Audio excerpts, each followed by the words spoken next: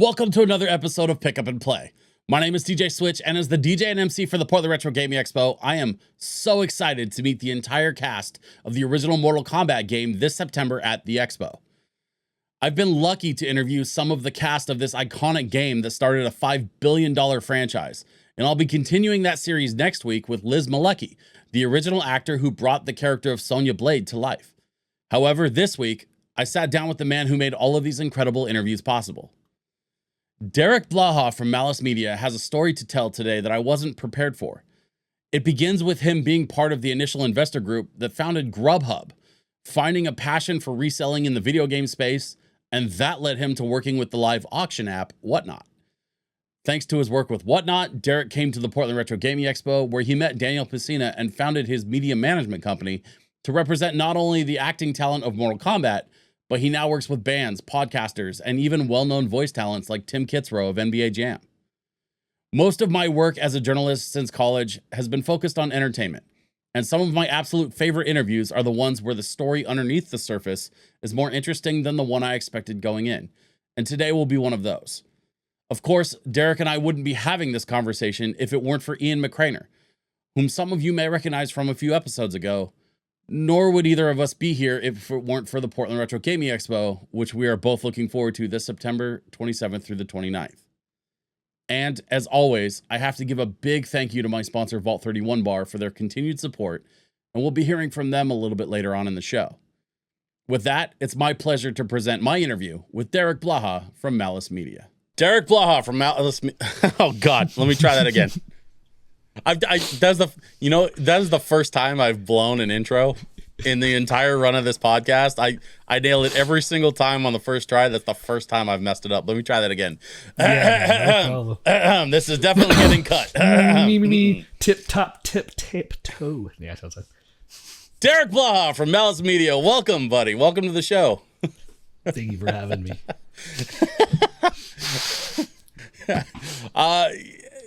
You and I got connected through Mr. Ian McCraner, who is very excited about the future of a little video game character that he played 30 years ago that is now seeing a bit of a resurgence.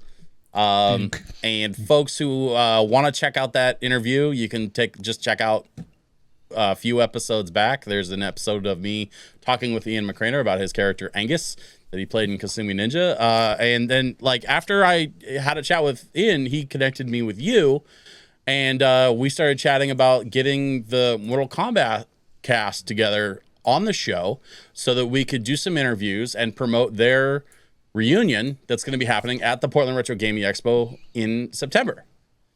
Yeah, so, man, and you're the dude behind all of it. You're the agent that's been coordinating schedules and connecting everybody, and I wanted to get you on here too, man, because you've got a story to tell, and I'm dying to hear it.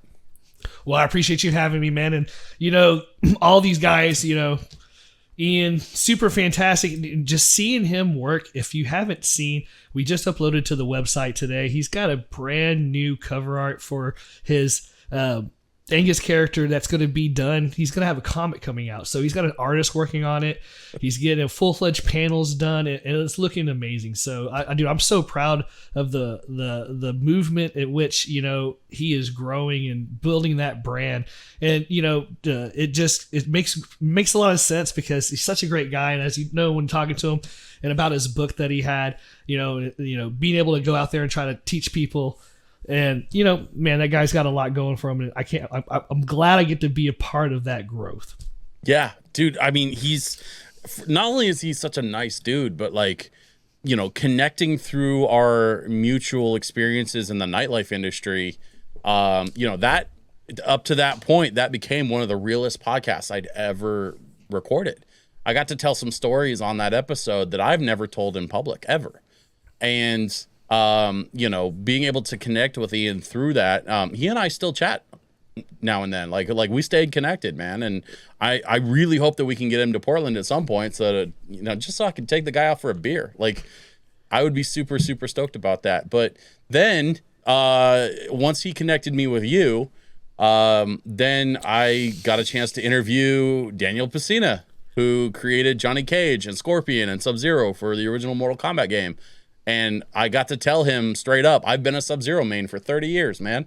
Like, that was an incredible opportunity for me. And I was so excited to be able to sit down with him, not only to interview the man behind the character, but also, like, you know, we got kind of real. And I got to a point where I was asking him straight up, like, I asked him about his relationship with John now, because they were childhood friends, and now their relationship is not great. And those are his words, not mine.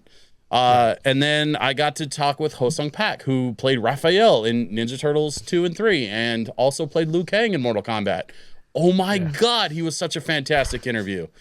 And then this hasn't, at the time of this recording, it hasn't been released yet, but I talked to Daniel's little brother, Carlos, who was with the Mortal Kombat franchise, both at Midway and NetherRealm, right up until 2 years ago. So he had a hand in every single one of the Mortal Kombat games. Start to finish, man. Yeah. And the stories and the experience from Carlos and the way that he and I were able to connect, man, what incredible opportunities. And you're the puppet master behind it all. You're the one pulling the strings, coordinating the schedules, making it happen. And so, I mean, first of all, before we dive into your story, I just have to say thank you. Like, thank you for some of the best interviews of my career, man. Thank you. Well, dude, you're welcome, and I'll tell you what, man, it's all comes down to, Daniel going, get over here one day at Portland Retro Gaming Expo. I think it was 2022. Yeah. It was, I think that was it 2021? I have it recorded. I had to go back and look. I had the footage somewhere.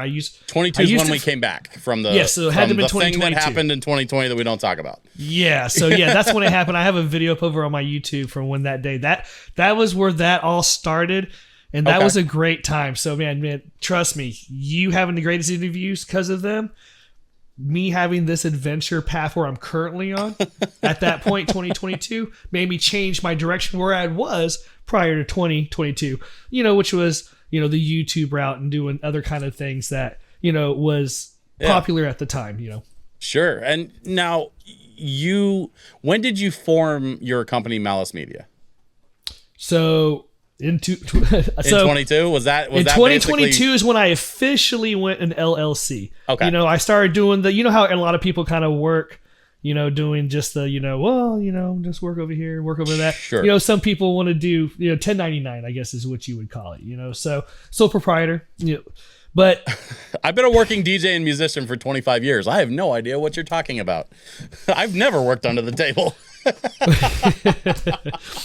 So anyway. I had worked in corporate life, man, my whole life. Sure. I started with a company helping make Grubhub, starting as the founding for Grubhub. So I kind of started that, and then I went to the medical field after that, working just large things. So, but I was at a turning point after the big thing, like everybody else. We're kind of doing now. We all had that change, and then for me, I got lucky and kind of got a better rollout into the change. And so because of that, because of being in the professional field, I had time and I had capital to kind of pursue other stuff. So that's kind of like the Piscina brothers. That was a pivotal point, and man, I'll be forever grateful for the opportunity they gave me just to say get over here. Obviously, as of the time of this recording, you and I have set a scheduled recording session with Liz, who played Sonya on the original Mortal Kombat. She's part of that team. Yes. And then we're still working on getting a way to connect with Rich, who will be coming to Portland as well. But he and I just haven't been able to set a schedule yet for our recording session. But dude, this is so surreal to be sitting here talking to you about collecting Mortal Kombat cast members. This is wild, man. And not only do you represent the original Mortal Kombat cast, but you also represent John Parrish and what is her name that played Katana Molina? Catalan? Yes, thank you. I noticed that she's also on your talent pool. And then, of course, Tony Marquez, who we've spoken about quite a bit between myself and the other Mortal Kombat cast members. There's been a lot of mention of Tony, but Tony, I guess, got hurt during the filming for the original game, and then he ended up coming back to play Kung Lao in Mortal Kombat 2. Yep, and 3. And 3. Okay. And I'll have to get more of his story once I get a chance to chat with him. But so I mean, obviously you're representing talent from the Mortal Kombat franchise quite a bit. But then you also have Tim Kitzrow, the voice of NBA Jam. There's a metal band. I saw a metal band on the list there. Super Monster Party. The super great guys. They just got done doing their set at a Classic Game Fest down in Austin, Texas, my hometown area. Okay. So they came over all the way from Florida. And man, they had to battle that Microsoft Cloud fiasco. Did you have anybody affected by that this past week? Yes. And that's all I can say about it. And then tell you what, the show, and they were such a commit that the second they found out they couldn't make it and they were able to reacquire all their equipment, they were on the road, man, and all 5 of them did the, torch relay to get here to Austin. And soon they made it. They made it with 5 hours to spare, spruced up. Man, I was taking photos of them going around doing their meet and greets, shaking hands, kissing babies. Sure. And they still had that appeal. They still had the great, showmanship, and then they rocked it out with the concert, man. So I'm excited, when they go out there and do their thing, is they're just rock stars all through and through. The best thing about bands, and especially metal bands like that, there's a couple, like, bands are really great about this, but especially like certain genres, like metal is one of those genres, punk is another one of those genres, where like that's a band that's seen some shit. Missing a flight is nothing to those guys, because they'll know 6 different ways to get to the gig, no matter how far away it is. I'm sure of it. Oh yeah, definitely. Commitment, man. A commitment to just the rock, getting there. And it was just so cool. If you go back when I was checking out the footage, you can just sit there and see all the people on the road, man, sitting there just screaming out their songs word for word. Just the fandom was there, and just bringing the crowd energy. It's just what you want to see at a convention. It's just great.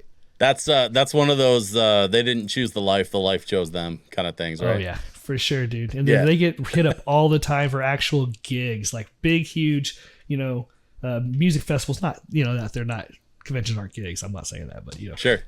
Yeah. But, one of my guests that was on the show several weeks back is in charge of a little show called MagFest. I don't know if you're familiar. But they do Super MagFest on the East Coast, and then, of course, Mag West out on the West Coast, the Music and Gaming Festival. Okay. And I definitely think she'll want to connect and find out more about what your boys have going on, because that sounds like an absolutely perfect connection. Yeah, definitely. For a future opportunity for them to hit a stage and make some new fans. Yeah, man. And then a lot of the things what I'm trying to do for the talent that I do represent, is we're making bodies of work reels and stuff like that. So I'm sure they have, YouTubes and stuff like that, but people want to go out and see it, or they're going to search it out on their own. What I'm trying to do is streamline that process to where I can have these 60-minute or 60-second or 90 seconds, bits, kind of like, promo reels, flash reels, get them out to the people who could see what the type of engagement the talent can do, what kind of, added value, what kind of return on their investment, if they're looking for talent to bring out. And so that's definitely part of the things that Malice Media now, as I've morphed into who I am now as a company, me and my wife, that's kind of the things we're doing. And that's why we kind of started going towards that talent route. As you start to talk about them, it made me realize why I really enjoy this part of the job, as opposed to where I started off, which was, doing lightsabers on YouTube. So what really got me into any of this space realistically is I went and saw The Last Jedi 2019, and I wanted to buy lightsabers. And so my wife, and it sounds so stupid because everybody says the exact same thing when I tell them that. I go, oh, you went to Ultra Sabers and bought some sabers, didn't you? It's like, how'd you know? Because everybody does. Everybody goes to Ultra Sabers.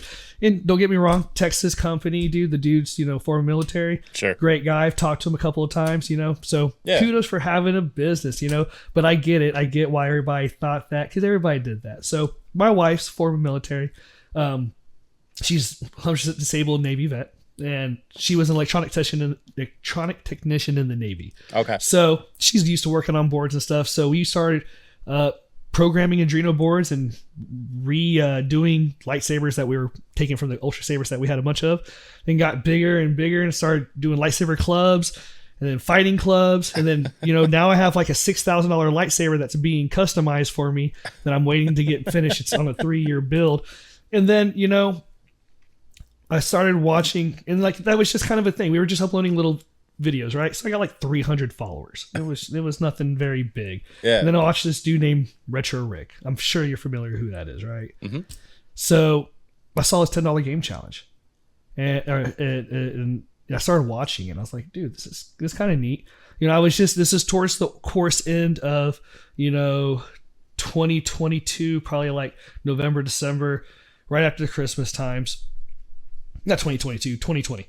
And everybody was still normal. Everything was going good. And I was working at my job because I remember I was just leaving because I used to work for the Spurs. So I like to go to a lot of Spurs games away from Texas because I've seen in Texas too many times. So okay, we were flying to Denver, came back, and then everything happened. So I remember I was watching him heavy. And this was spring of 22? So this would be the 2021 now. So it was in 2020. Okay. Going into February 2021 is when everything kind of switched over. And so I was starting to watch him and see what he was doing, but I wasn't really back into gaming yet. Like I have a full chest tattoo of Mario from like Mario 3 from when I've had it for like 15, 20 years. Like I grew up loving gaming. Like gaming's been in my blood my whole life. But then I had like a rocky period, had my first kid at 15, Sure. Kind of like, priorities change, life stuff things happens, shift. right? Yeah. So then, like when I got married at 23, kind of life got better because I had my first kid at 25. Well, had my first kid at 23. So when I got married, 21. So not my first kid. Oh shit, my daughter's gonna kill me. My first kid is my daughter. She's older at the time, but she loved video games. I'm sorry, baby, if you hear this. Oh gosh, no, it's okay. No one watches this. I'm gonna send her the link. She'll get at least 2 or 3. So. But anyways, my kids all play video games, but like I didn't play. That was what I was kind of getting at. So all my children always took advantage, and I would play with them if there was family, stuff like that. Anyways, so I started ranting about that. But anyways, I don't know where I was going with that. We were talking about something. I derailed myself with my daughter, so I apologize. So how did you get from lightsabers to representing video game actors? So sorry. In the short form, no, not short. So in the long run, I started doing the Retro Rick thing. It's like I went and took $10. And I started trying to recreate what he did. Okay. And so I started posting about it on YouTube and stuff like that. And so I started getting a little bit more traction. But not really so much in YouTube, but just within the community. Sure. And then I got popular because of an app called Whatnot. Okay. So in an 18-month period, I took Retro Rick's $10 game challenge. And with $10, I made $250,000. Like literally buying and reselling video games. Sorry, in what? That short period. Yeah. In 18 months, I took Retro Rick's $10 game challenge and I went and turned it into $250,000 in 18 months. And I have the receipts to back it up. Holy shit. Yeah. How is that not the headline? Because nobody cared. Nobody cared when I put it on YouTube. Like I literally started off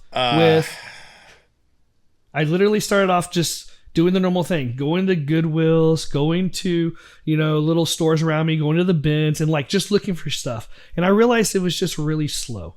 I'm a man about scaling up. And so I started watching a little bit of Caleb's stuff, Phoenix Resale. Sorry, I call him Caleb all the time. Sure. So started watching him and he was a little bit more industrial. He had more of a mental process about like being business about it, right? So where Retro Rick was showing us the funness and being able to still have money because like in the end of his year he did like 10K, which was great. It was awesome because he wasn't dedicating every waking moment like I was at that point.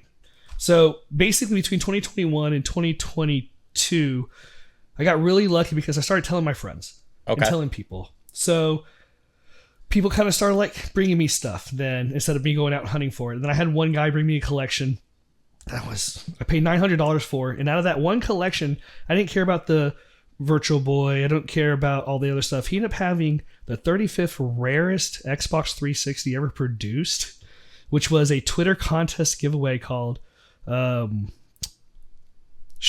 2013. And basically there was this promotion. Yeah, it was. And so what it was, there was a promotion that I sold it on Heritage Auction.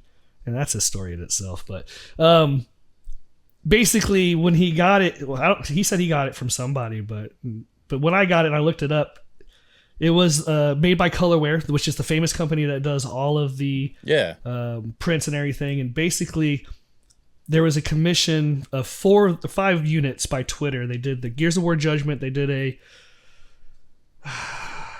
Lara Croft one. They did a Game of Thrones, but that was the only non-video game one. And there was 2 other games. I didn't know what the other games were. They're just not rolling off my head.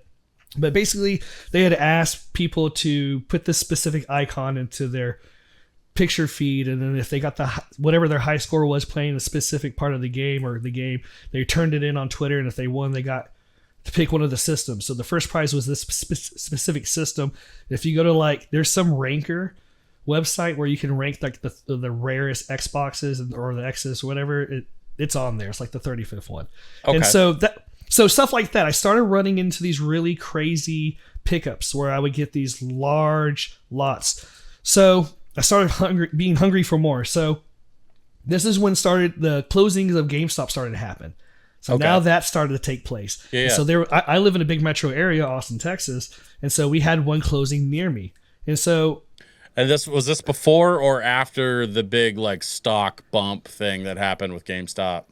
This is before. This is before any of the shorting, any of the stonks and to the moon stuff. Any of any of that. Got it. So I went in there and I asked them how long was this so how GameStop works is when they're closing down a store, when they're decommissioning an area, say they have a level 1 or a 1 or 1.5 store, they're not performing or they want to upgrade to 1. So they combine 2 stores, remove 1. They'll do the shutdowns of the stores. And so the process protocol, I learned this because doing all this stupid stuff. They'll take a 8-week to a 10-week approach to a breakdown. So they'll start off everything at 10% off, and then they'll roll it for a week or 2. If it starts not being successful, then they'll start pulling the numbers down. And as the success wanes, they make the next bump to push stuff. And then they start pulling inventory overflow from other GameStops and start pushing it to the one that's closing out so they can get rid of extra stuff, penny stock, anything like that they just want to get rid of. Yeah. Because it's just underperforming. So I started asking the guys okay, about every 2 weeks, well, you have to call in and stuff. I go, well, what's going to give me preferential treatment for certain things? Because they had a PlayStation 4 kiosk and they had a Switch kiosk in the back, and I wanted them. And I wanted that Switch kiosk bad. Right. And so they sold me the PlayStation 4 kiosk for $100. They said, that's fine. Bought it right then and there. Had everything but the unit, so I was happy. They were like, well, if you just buy a bunch of stuff, let us know what you want. We'll hook you up. So they just happened to have a bunch of first-party accessories for the Wii, for Wii U, for other things. They just had a bunch of stuff. They had Nintendo RF switches. I don't know where they're just pulling this crap out, but they just had a bunch of stuff. Yeah. So I started buying it all. And then basically, after about 5 weeks of buying everything, it got down to a certain percentage. It was down to the last 2 weeks. And then one day I kept calling them and hassling them for that Nintendo Switch kiosk. And they were like, well, we got to talk to the rep. Right. We don't know what we do. Same old thing. It's everybody else's dream, right? So they finally called me one day. They're like, hey, you want to buy the rest of the store? And I go, what are you talking about? He goes, because at this point I already spent $3,000. I didn't know that. But I spent $3,000, but I was selling it on eBay and I was flipping it. Right. And I was like, all right, let's get this done. And so they're like, if you want to, you can come in and buy everything from the store. So the process goes, the general manager has right of refusal first. If he doesn't want it, then it goes to the vendor who's closing out the liquidation vendor. And so they bring in an in buyer if they don't want it. And so they brought me in. So I paid 5% on the dollar on everything in the store. Jesus. So I just spent $600 and got that much product for $600, so 95% more product. Yeah. On top of that, I asked him, I was like, can I get that kiosk? And so Sherry, who is the Nintendo rep, who's no longer with us, she actually passed during that stuff because of that stuff. She was like, if that dude's been that dedicated, he's been buying all that stuff, he can have it. So she gave it to me. So I got it upstairs in my game room. I will never sell it. It's a fully complete GameCube kiosk with the key, all the manual stuff, maintenance records from everything. And I leave it running 24 hours a day in memory of that lady because, she put it to it, right? So that started it, right? So that was that first big lick. And then because I asked the guy, how do I do this again? He goes, if you want to do this again, tell me where you're willing to go. And I said, anywhere. And so I started going from to Louisiana to Houston. I flew to Florida. I picked up 3 stores There was one in Oklahoma I passed on. I just shouldn't have, because it ended up having $45,000 in inventory inside of it that I would have got for whatever 5% of that is. So, and like crazy stuff. So I literally picked up in 10 stores. I have 6 of their store opening signs in my front game room, just going across like trophies. So out of those 10 game stores, I spent, I think it was a total of like $12,000, 5% my cost. So if I'm hearing this right, your hobby is buying whole GameStops. Well, that's what it was for that, fraction of me going hyperfixating on that. So, but you got into buying up all this inventory and then what, flipping it? Like that's basically how that's how it started. But then that wasn't enough. Then I bought out a whole e-commerce from Goodwill. So I got to go to my Central Texas Goodwill and I bought out their whole e-commerce warehouse 3 weeks before Christmas. Where do you stash this stuff? Well, if you on my YouTube, it's all on there. Okay. I was able to cherry pick everything the first time I went there. So I spent 10 grand, cherry picked everything. I think I came out with it's like 300 plus just Pokemon cart games, in 150 handhelds, all cherry because I cherry picked them. 29 PS3 backwards compatibles. I mean, like full-fledged working stuff. Yeah, go ahead. Sorry, I've got so many questions, and I was not expecting this conversation. So you were reselling used product. Like this was stuff that was already on the resale market that wasn't selling in these GameStops, and then it was their overflow. Well, yes. So you were taking it off their hands basically as they were closing these stores down. And then Goodwill, same kind of thing. Like they had extra product that they were looking to offload. People were over donating because they couldn't get rid of it or couldn't do anything, or people were dying. Assumingly, all the Goodwills were overflow because they weren't doing any work. They weren't having workers come in and doing any of the e-commerce. So yeah, like I walked. So in my Central Texas, in Austin, they I was joking with, so we used to have what was called a Computer Works. They got rid of it this past year.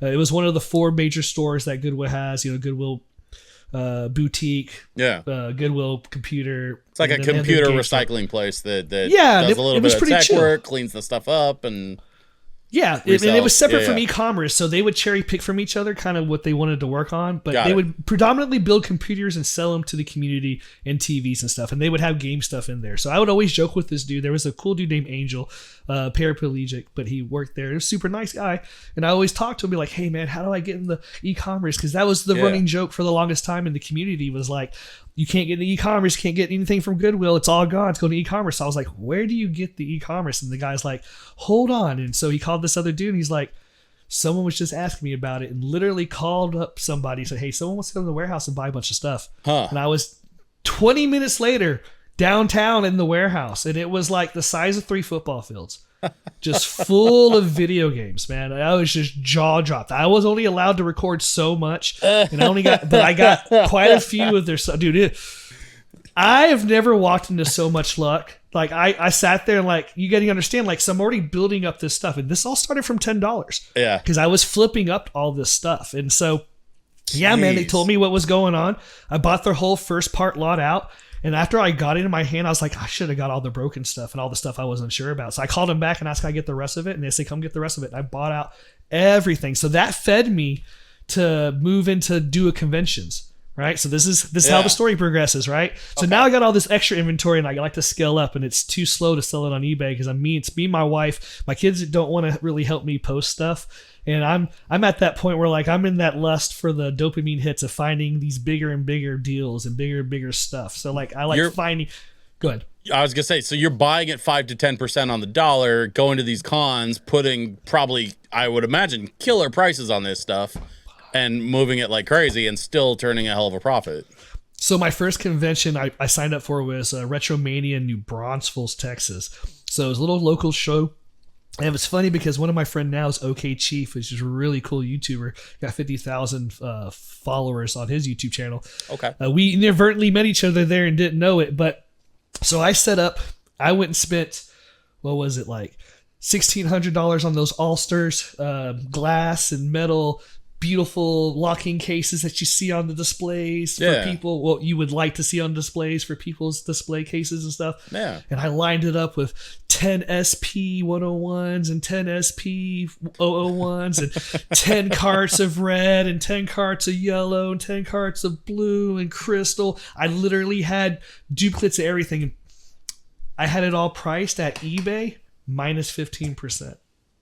Jeez. So because I wanted it to sell, brother. I did not care at all. I paid $5 or less for every handheld. I paid, $2-3 a game. Like, it did not matter. Like, I was like, it's not, it was. So the first day I cleared $9,000 and it was just selling to the vendors around me to resell it for higher prices. Oh, I mean, by the time of the end of I didn't care. But here was funny though. They would walk up, and this I know now. No, just like that's crazy. That's crazy that okay, happened. okay. Like that's no, I'm not judging. I'm just saying like that is such a wild story to be able to like pick up all that product, find these really niche inroads to these big warehouses full of like product, and also warehouses full of product that aren't being processed because people aren't going to work because of the thing that happened, right? Yep. So like it's this weird perfect storm that led to you ending up with all this stuff to sell and not paying a whole lot for it, so you could price it at a killer price and move it in volume. Yeah, man. And so that's what I was feeling, because I kept seeing the value of getting it out faster, but not really like being a stick in the mud. Like I knew the economy was hurting, right? Everybody knew it was hurting. Right. But it wasn't as bad at this point because it was starting to ease at these point. Because the restrictions were moving. Because now where we're talking about December 2022 is when, or 2021 was that happened. Because all of 22, I started working for Whatnot. Okay. And that was the other thing too. So we roll into Christmas. We did all the deal. I started shipping. Dude, I was shipping Xboxes and like it was fun. I have it all again. I have it all recorded. People want to go back and verify, see the receipts. It's all on my YouTube. Sure. Go back and deep dive. You'll see it. Like it's mixed in with all the things. So we'll get into that. So yeah. So I started working with Whatnot. I saw this. I saw. If you're familiar with Whatnot, what that is? Oh yeah, they sponsored Portland Retro Gaming Expo for at least 1 year. I think maybe 2. Yeah, that was the first time I ever came out there. So I started working with Whatnot. And I started when they were just at 4 apps or 4 little categories. Mm-hmm. And so I ended up building up a really good following, 7,500 followers on there. And it was really fun. Free shipping or all that stuff. It was the Wild West. So imagine my first year on Whatnot with just me and my wife. I was the number 20th seller in the video game category in sales. Man. So just me and my wife, the number 20th. It was, and I have my little thing. It says I sold 138,000 just in Whatnot on video games, and that doesn't include the luxury purses and the other categories I was selling in, because I was in their Whatnot affiliate program where they want us to cross-platform. And so if I wanted to log in right now and sell a Louis Vuitton, I could, because I don't have to be verified. I've already verified and all that stuff. I want to sell my Rolex, so I got to do all that cool stuff. So it was great. I got to build up. So with Whatnot, I started going and doing all the conventions with them, doing all the fun. So I got to build a really great community with that. So that was super fun, and I will always cherish that time, being able to build up. But that's what got me out into the community. So I'm sitting there, and now I'm in front of the faces of a lot of people. I'm constantly on stream. I'm constantly on screen on stream. Yeah. And I'm out at convention after convention, being, the voice or the loudness or the representation, bringing eyes on Whatnot. And so that was really cool. And it was fun because at Portland, I got to be the guy that did the auction for y'all.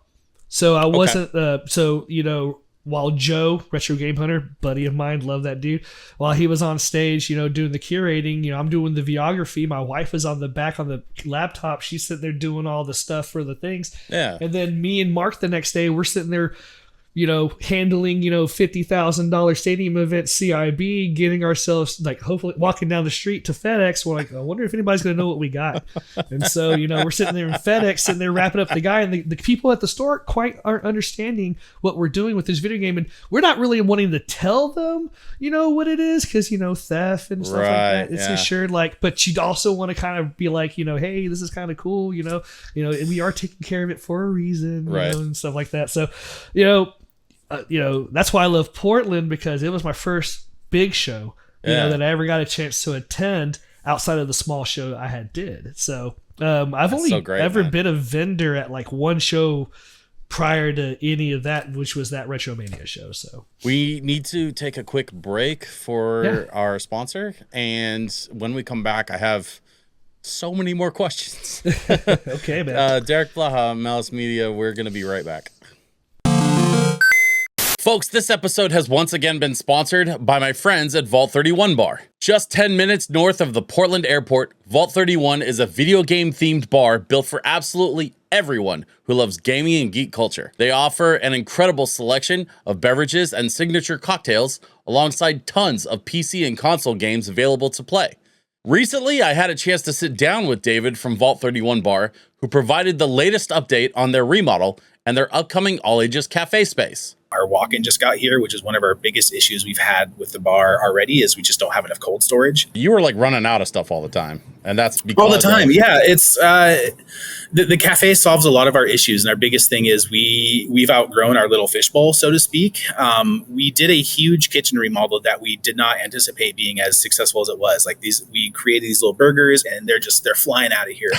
People complain that we ran out of stuff too fast, is because we just simply can't store enough of it. And so this fixes that now. And so the popularity of the burgers will hopefully continue, and we'll be able to sling these things out in larger quantities. In addition to being an amazing and welcoming geeky culture space, Vault 31 has also become the home of my monthly Lo-Fi VGM event. And this weekend was our best Lo-Fi evening yet. The Lo-Fi event has been a big hit, and I truly think part of the reason for that success is that I picked the right venue. We've had giveaways courtesy of Kuraga Records, and the team at Vault 31 has even gone so far as to cook up some food specials to fit the theme of the night. If you want to find out more about Vault 31 and what they have going on in the coming months, well, I'll let David tell you the best way to do that. Listen, David, where can people follow Vault 31 Bar on socials? Like, where can people find you? Like, how does that work? We're Vault 31 Bar and everything. Best thing to do is actually just go to vault31bar.com. It's going to link you to our social. It's going to link you to our Discord. We have an awesome Discord community. You'll see updates on there, all kinds of fun stuff. Yeah, head to the website. I know it's a little old school, but that's it's like our link tree or whatever people use nowadays. Thanks, David, and thank you for everything you've done for this show. Now, back to the interview. Okay, so you were successful as a reseller. You ended up going to work for Whatnot. That's what brought you to Portland. And you said Portland is where you met the Pacino brothers and you got connected with the video game actors and that side of the entertainment industry. So how did you make the decision to start representing some of this talent and forming Malice Media? So basically, long story, when I was being taught by my mentors over the years, I've always was taught, you got to find what is lacking that they need, and how do you fill that role? Yeah. And so a lot of the times that I've noticed with all the conventions, being with Whatnot allowed me to go from convention to convention to convention. So I started doing the circuits, and so I started to meet everybody, and I love talking. I talk, and I get to know people, and I started noticing everybody the same. It's the same people, the same vendors, the same talent, the same. It's not a huge pool. At least in video games. When you got crossover for comics, and movies and stuff like that, there's some splash over. But for video games, it's finite, just like a Nintendo 64. You know what's out there, and you know what you got, and it's only going to be there till it's not. So as I started talking to everybody had the same gripes and complaints. Either it was lack of communication or lack of the ability to, make the negotiations happen without falling apart, the ability to convey messages, or either just making people stay committed to what they promised, whether it's the talent side or the showrunner side, Yeah. And sometimes people had really good marketing, and a lot of it's marketing. That's what I feel a lot of it is. Like, I see it from the fan point, but I also have the business side from everything I've always done and everything I've been a part of. And so it's marketing them. You know, a lot of the times these awesome talents don't get a lot of the shakeouts that they get. So like with Whatnot, one of the things I started doing was utilizing the talents and putting them on live signings on Whatnot, because I was watching Whatnot do it with their CGCs or any of their PSA comics. They would do live signings, or when they would have actors come to their events, because they kind of stopped coming to video games and they started doing a lot of comic stuff. All right, so they cut out their video game budget, started consolidating the different management to make things happen, you know, because they were streamlining towards the more revenue-driven categories like TCGs, shoes, luxury bags. And so I noticed that they kept doing all these special guest appearances, and they have Tara Strong there, and she'd be signing pops.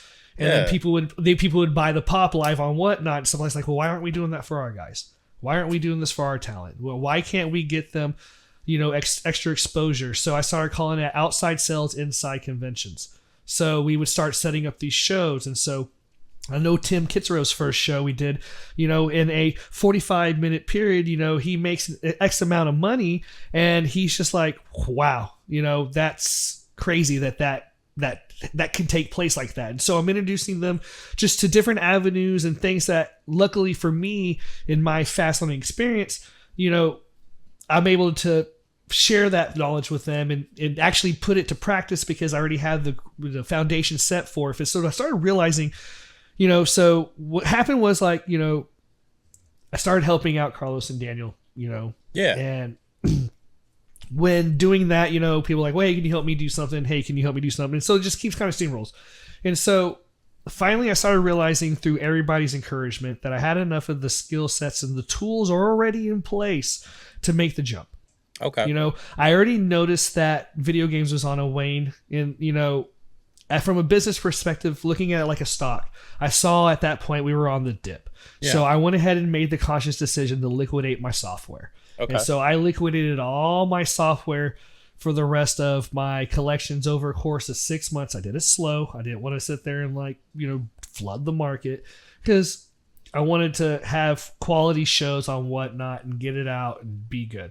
And so when I did that, I converted all that extra funds into the business. So pushing it towards travels, pushing it to equipment, you know, processing stuff, you know, hardware. And I started hitting the road past what I was being booked for, you know. So a lot of my philosophy was, I'm not going anywhere if I'm not invited. Doesn't mean you have to pay for everything. Doesn't mean you have to pay for anything. Right. But, you know, don't make me pay for something if you're inviting me. But if you invite me, I'll come out, right? You know, Yeah. That's how my philosophy in the beginning, right? And so I made do with what I could, you know, started hitting the circuit and started meeting more people, building better connections, and started realizing some of those people had needs. Some of these other people have needs, and you bring needs together and things started happening. And that's literally what kept happening over and over and over.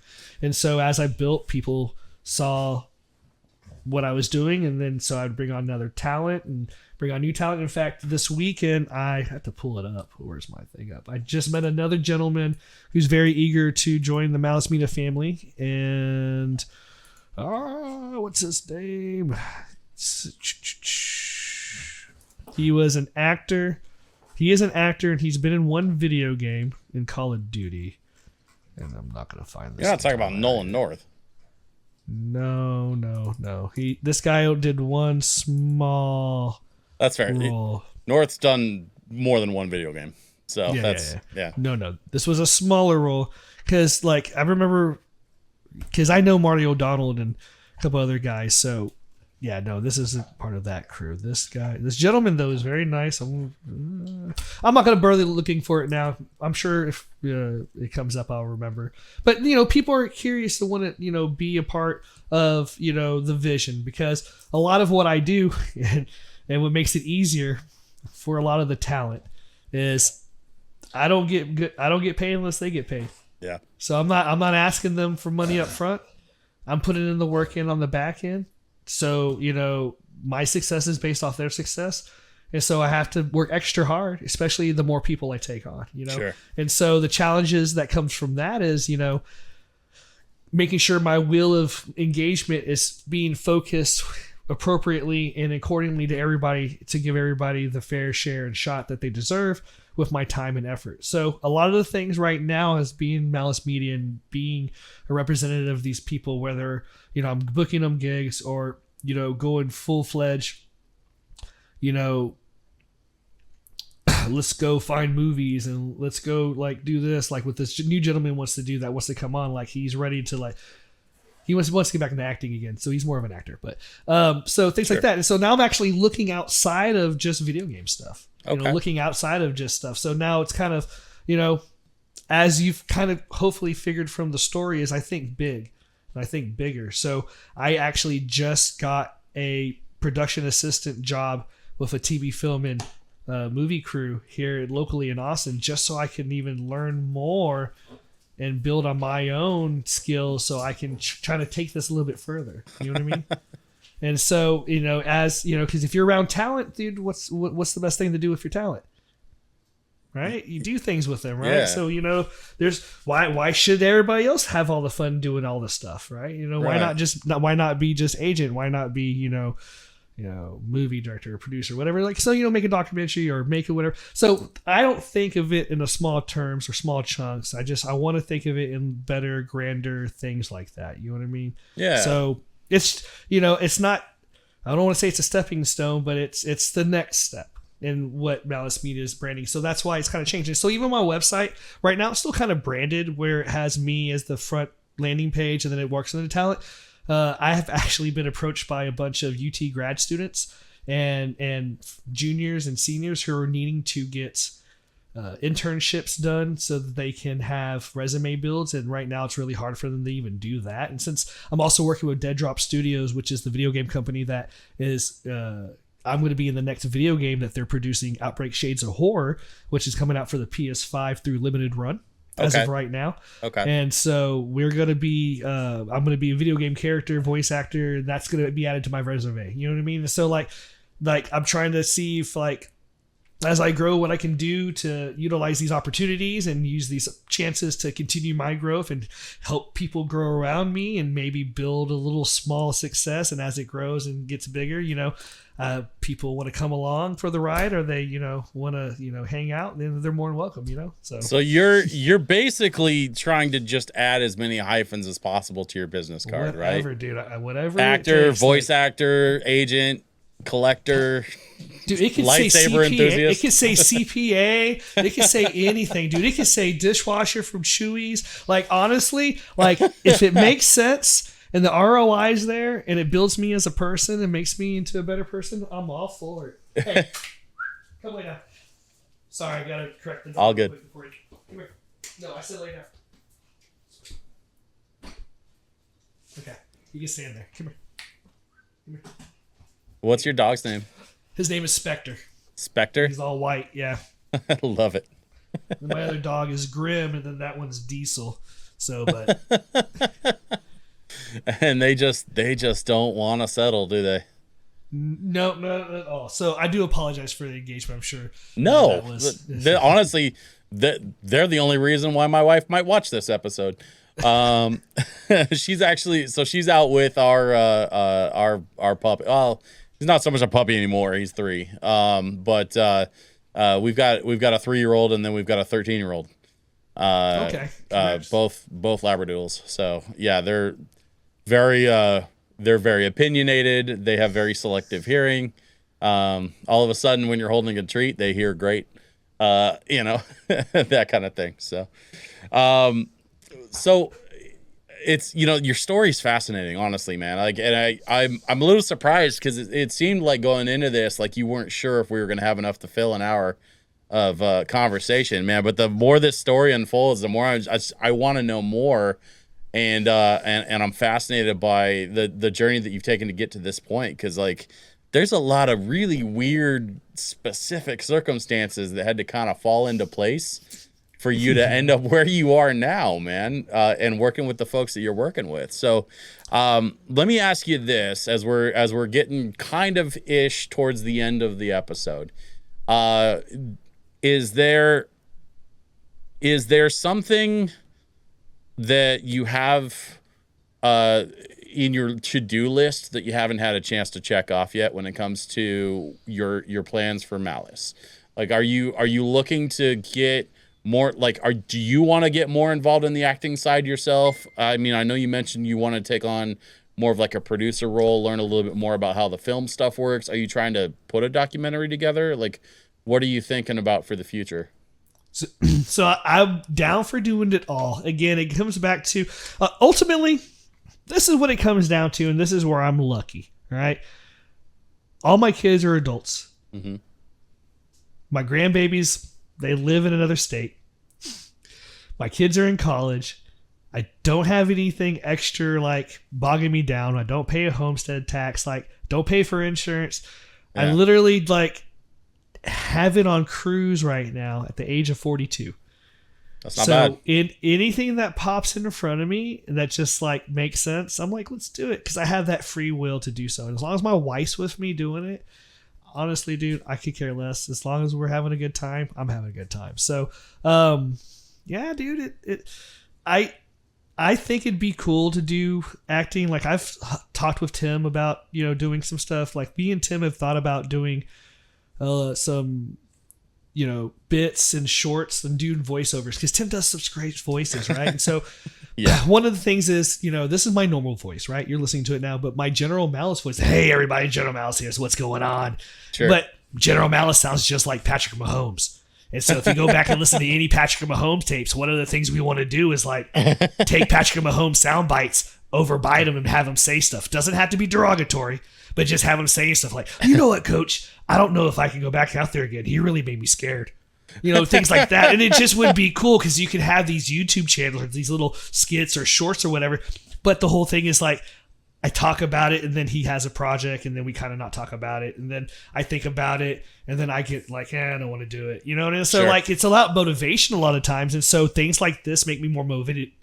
Things like this make me more motivated to do it, because, I do have tons of voices, and I do have a lot of things, and I think I'm very charismatic. Not to be vain or anything. People know I'm very approachable.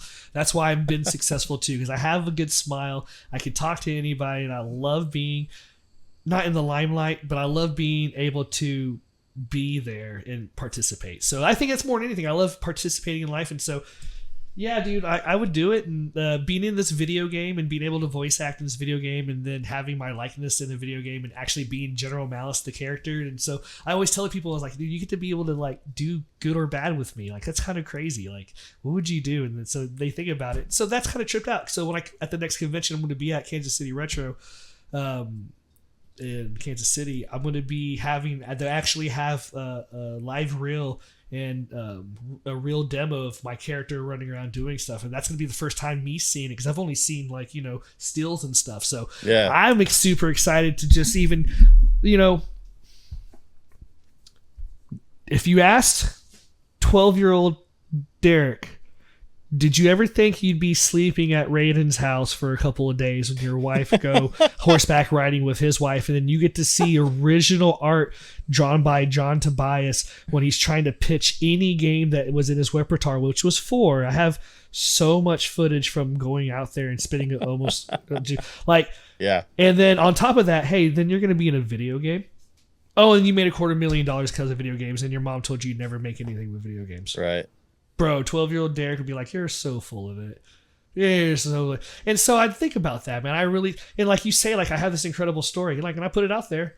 And again, I just wasn't either saying it better, or I wasn't polished with my, my storytelling, which, my wife did a good job editing, I think. And we actually had consultation from Riff a couple of times, which does all of retro stuff. She would talk to him at conventions. Not like we paid him or anything like that. Right. We all talked. We were all friends, when we saw each other, like, text retro right now and be like, hey, what's going on? But stupid stuff. I wanted to tell my story. It wasn't quite working out, and I wasn't wanting to step away from the industry, but I realized there's enough people doing that and doing a good job. Like, they're doing a great job, and there's enough ambassadors, and as you have the diversity and you have, more people coming into the game. So then you have like Mr. Rightway, and you have OK Chief, and you have a lot of these people coming in, and like everybody's got someone in the community representing them, and then you got all these people coming together, and it's just a beautiful freaking thing, dude. So to being behind the scenes of that and helping orchestrate it and making it possible, and going in, I do a lot of consulting. It makes me feel good because like, dude, we're all building the community together. We're doing great things, and then it gets to survive because our retro. I fear for the retro community, past my age, because my kids are 18 through 26, and I get them to sit down and play stuff, and their interest in old tech versus what's out there now doesn't just hold the same. And so without remakes, and this sounds really blasphemous for a lot of people, and I'm going to say it here live on your stream, you can quote me now, without remakes and reimaginings, we're going to lose that retro scene, because we need kids to come in, see the new Silent Hill 2 and be like, dang it, Dad, that was awesome. I got to go back and play the originals. Yes, son. Yes, thank you. Papa, can I play Silent Hill 1, please, on the PS1 to end up in the room? Yes, you may. Then when you need to nutter. I think there's already a blueprint for that in the film industry, and I think that there are examples of classic films that get revisited, recirculated, re-energized in certain circles. The reality is there will always be new video games. I just saw a new video game today from Epic. In between recording sessions, I played a little Fortnite, started working on my my quest for Fortnite, whatever, just pick up, play kind of thing. And I logged off, and when you log off on the PC, it spits you back to the Epic app and into the Epic Store, which is built into their app. And the first thing I see is this game called Rawmen, Rawmen.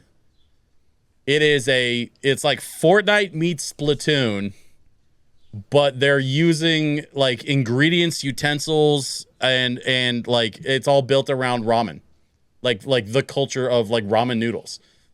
And so you're like fighting with like soup ladles and stuff. Like it is the weirdest, silliest concept for a battle royale game, and I have to play it.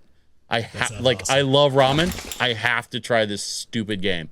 And I'm probably not even gonna like it. I don't care. I still need to try it, right? There will always be new games to play, and that's sort of the nice thing about the games industry being what it is and where it is.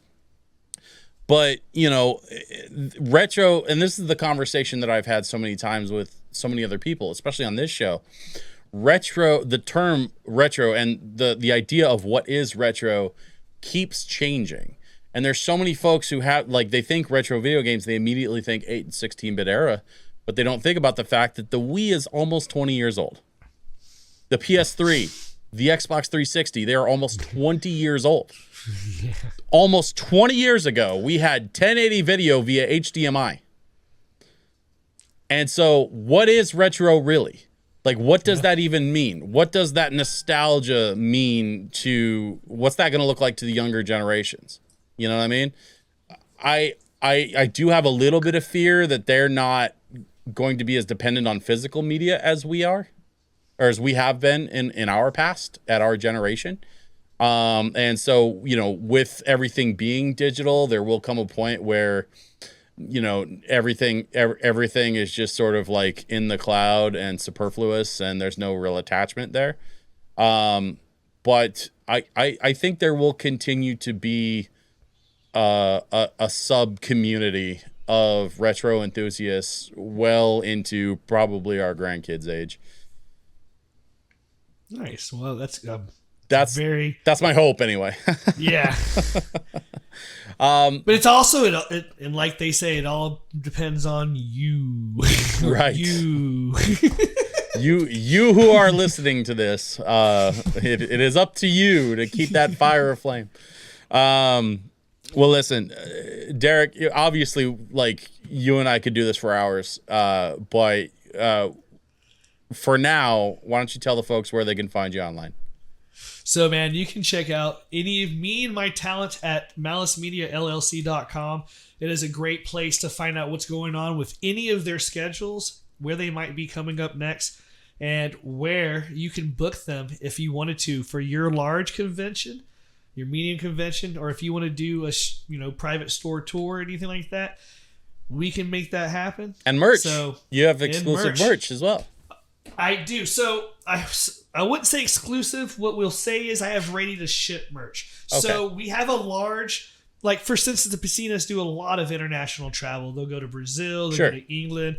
And so with a lot of these talents, they're not always available at conventions, and conventions aren't always available to attend. The attendees are. So what we decided to do is we wanted to have a place for ready to ship signatured official licensed items that are certified, because the Piscinas have their certification logbooks that they utilize with their stamping system. And so I have at my website, for the price of what you would pay at their conventions, for a variety of ready to ship prints. So unfortunately they can't be, personalized because they're not on site, but they're in hand. And as soon as you buy something, I get it out there, and it's all ship protected. So they're going to be getting to you in a beautiful manner so that you can frame them or do what you would like for the people that can't get access to the talent. So that's what we're trying to do. Is, again, a lot of Malice Media is revolutioning, getting everybody up to, speed on accessibility for their brand and branding in general, building their brands out and figuring out what their brand direction is. I want them to feel comfortable with how they operate, and when they operate, that they have, confidence that it's going to be streamlined, or it's going to be exactly what they're looking for every time. So if I'm taking them to Portland and they have a blast, it's in, everything they're doing there, they're going to know that they're going to have that same experience if they're all the way over at Southeast Game Exchange or some other show that, they want to get booked at. Right. So that's what I'm looking for. And also, again, for the shows, I want them to know that when they contact me, that I can provide them, documentation or visualization of what they can expect and what they can get. That's just, like all these people are like, oh, we have packages. And so like, no, like you're going to get, guaranteed this, and this, and you're good to go. So make it easier, one stop. A lot of showrunners have a lot of, have a lot of, reserve of working with talent agents, or booking managers or whatever. They're like, I wanted to book directly with the talent. But then, a lot of talent are the same way. They don't want to do that. And so you got to find this happy medium, and hopefully we can create a safe space for both parties, the showrunners and the talent. Yeah. I mean, full disclosure, Ian reached out to me directly. Originally about doing the podcast, and I was super excited to have him on, and then he connected me with you, and then through you I was able to connect with a lot of the other great talent that I've been able to feature on this show. So I'm incredibly grateful to Ian. I'm incredibly grateful to you for the work that you've done in helping this show and helping me to create some excellent interview opportunities with some amazing talent, and I'm really looking forward to continuing that relationship. Yeah, man, and not a problem. And honestly, full circle from the beginning of the conversation, we're going to finish with Ian. That dude is such a powerhouse on wanting to, he needed some help getting the fire lit with his passion. And now that he's got that full steam ahead, I encourage all talent, that, are in that capacity to do exactly what they would want. If you have initiative, it makes my initiative also easier, because then we're attacking it from different angles. You book something great, or you want me to finish off talking to him, dude, we're doing it together. And his success is, is always going to be my success, and my success is always going to be his success. So I'm happy for, how we do these things and how we operate, because it gives us these opportunities like what we're having right now. Yeah, absolutely, man.